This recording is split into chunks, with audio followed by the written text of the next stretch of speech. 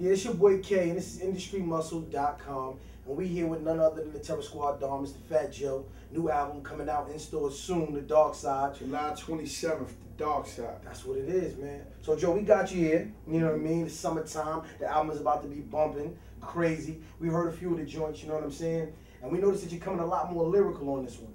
You know what I mean? Can you explain that to us? Niggas had me fucked up for a second. That's what it is. And I got caught up making these big records. And the streets just asked me to come back and get back to that early Fat Joe digging in the crazy early Terror Squad. So, I've been on my shit. Okay. So how did the two collaborations come about with Jeezy and Trey? Well, young Jeezy, I was trying to get him on a record I got Cam on in the Clips on. It's called Kilo. Okay. And I had to slow down some with me. And Khaled was like, yo, playing that shit. I was like, nah, that's cool. Jeezy was like, nah, nigga, play me that shit. So I played him to slow down, and he was like, oh, shit. So he went up in there, he made the first half of the hook. I came up with the slow down, son, you killing them. And, that was just like the, letting niggas know, I'm back. Don't get me fucked up. This is what I do. Exactly. So, we know that you've been in a lot of crazy rap beefs, this, that, and the third, 50, J, just to name a couple, you know what I mean? But now you're teaming up with Khaled, Ross, that whole South connection. How did that come about, and why does that seem to make everything so much stronger right now? Well, I put Khaled in the game. That's my little brother, you know what I'm saying? And then he basically broke Rick Ross. Okay. And, it's just a lot of love down there. A lot of brothers show each other love. Over here it's just real turbulent, everybody egotistical, caught up in who's bigger than who's tougher than who. Exactly. You know what I'm saying? So I follow the love, you know what I'm saying? That rap beat shit is really overrated for me, man. Indeed. So how do you feel about Ross moving into that Dirty Money situation?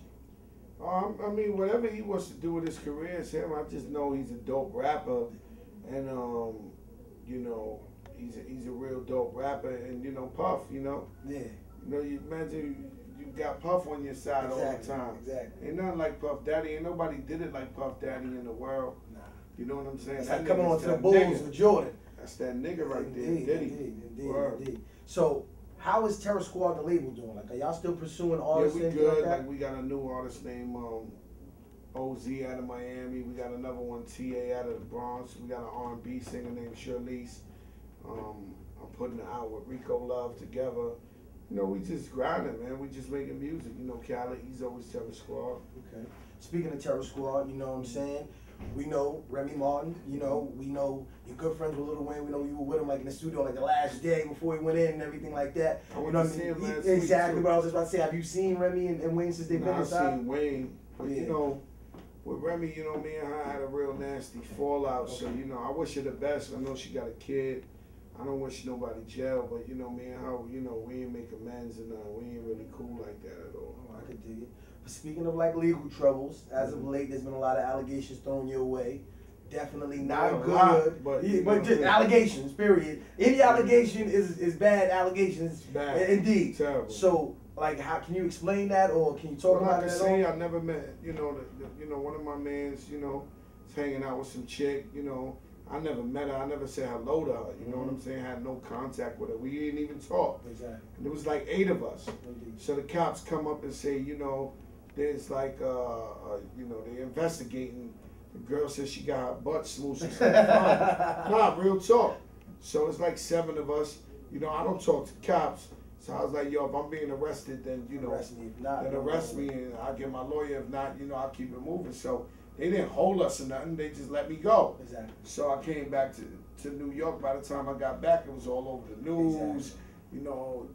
And media made a bigger situation. And the day later, they dropped the whole investigation because they knew the shit was no truth to it. You know what I'm saying? But that's the ugliest shit to get accused of, and it makes it unfair for the girls that really go through some shit and niggas don't believe them. Exactly. You know what I'm saying? So I really ain't even know what the shit was about. Basically. All right. Well, on a lighter note of everything, being the avid basketball fan that you are, I couldn't let you get out of here. You know what I mean? You got the Entertainers Classic team always winning, getting them chips up. You know what I'm saying? You know what I mean? You're an avid Knicks fan. I see you at games a lot. You know what I mean?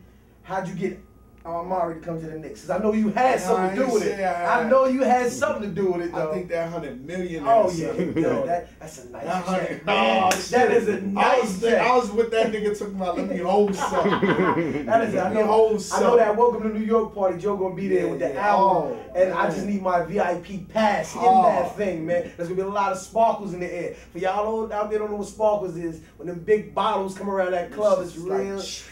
Sparkly in the air, you know what I'm saying? So we the Knicks have reached out to me, and you gotta understand I'm a big Knicks fan.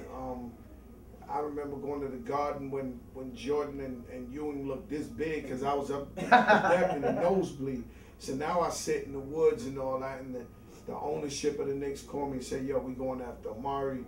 I know you know him. We want you to talk to him." And I was like, "Bet," because I'm tired of losing. Exactly. You know what I'm saying? So I kept calling him, harassing him. Okay. And then when he announced that he was going to be a Knick, when he announced that he was going to be a Knick, hold the phone one second. He announced that he was going to be a Knick. They invited me right there to the dinner, and me, Spike Lee, Chris Rock, Allen Houston, John Starks, everybody, the whole squad out, trying to convince him. Exactly. So I'm glad to be a part of that. I was honored. Yeah. What up, y'all? This is Joe Crack, and you are tuned into the strongest content on the net. Yeah. What up, y'all? This is Joe Crack. Welcome to the Darkside, aka IndustryMuscle.com.